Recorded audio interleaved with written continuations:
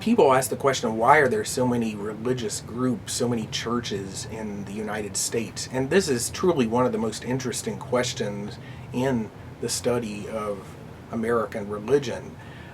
Interesting in part because of the uniqueness of the United States in this regard. The United States is truly the most religiously diverse society on earth, even if we don't always see that diversity. Depending on where you live in the United States, you may not see the full extent of that religious diversity.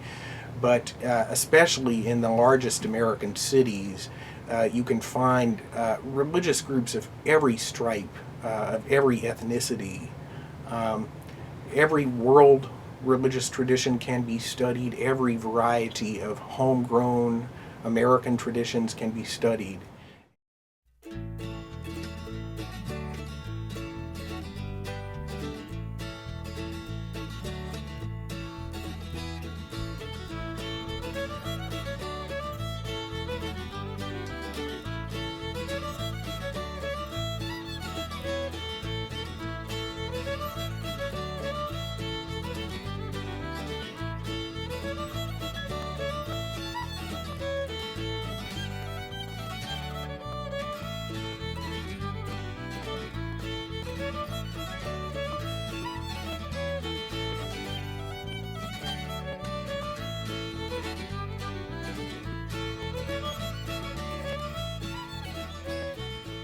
One way to understand why we have so many different types of religions and churches and temples in the United States is a marketplace model that especially sociologists have been teaching us about over the past 20 years. Now, the way that you understand this is that because there is no official religion, the different faiths are in competition with each other. It's a supply side argument that there's going to be a rather constant demand for religion, and so it's up to the suppliers of religion then to bring people into their doors, and so they compete with one another. Now, this is a marketplace model that you can understand it as a religious product that they're offering, and they have certain doctrines, certain experiences that one faith might have that another doesn't. You have sales representatives, and those are the ministers out there. You have sales techniques, and those would be the various forms of evangelization and proselytization. The idea here is that you can understand the American religious scene as a marketplace where they're in competition with one another. And so not only will you have just straight mainline Protestants or evangelical Protestants, you also have a number of Catholics, you have other faiths which might not appeal to some, but certainly appeal to certain niche groups that seek a different sort of religious practice and spirituality. But there's a constant marketplace for it out there. And so various religions spring up at different times to appeal to specific needs of people within that marketplace. America very intentionally never developed a state church. There isn't a Church of America or a Church of the United States. And I mean, that was very intentional from the very beginning of the country. But what it meant was that the field was open, that people from different backgrounds, people with different interests could pursue the religion they pursued in the old country, or, and this is something special about America, really were free to start their own if they wanted to.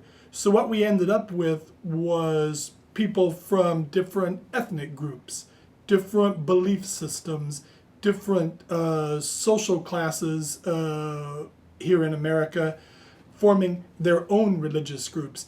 I mean, for instance, most people think of Italians as Catholic, or they think of Irish immigrants to the United States as Catholic. And I'd say that was generally true, though of course nothing like that is ever 100% true. Germans, some were Catholic, some were Lutheran.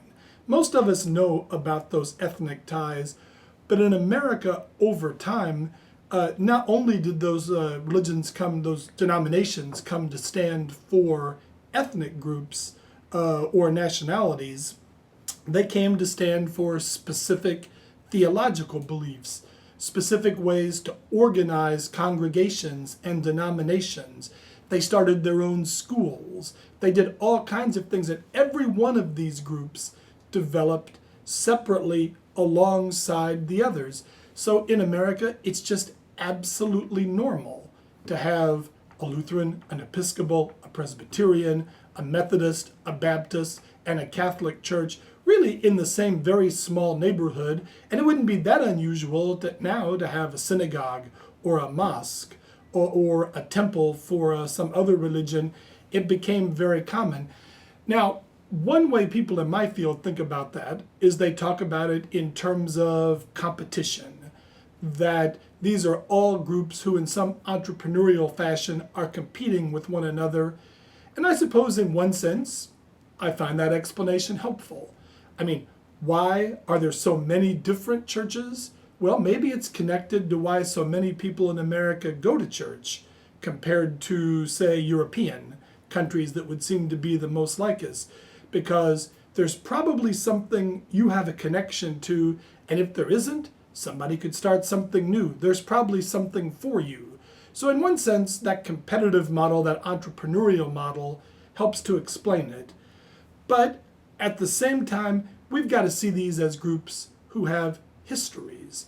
They have ethnic and racial and social connections, and all of those are important. So while their underlying beliefs may be somewhat similar, for instance, in the case of churches, they all have underlying Christian beliefs and have a lot in common.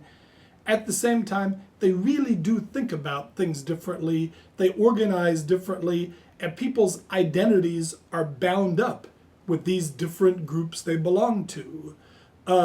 In America, we just find that normal. People come here from other countries. For instance, I have toured people around Indianapolis who were from Australia or somewhere in Europe or even from India or Africa, and they're just stunned to go into a neighborhood of maybe 10, 15, 20,000 people and find there could be 30, 40, 50, even 100 different Christian congregations there.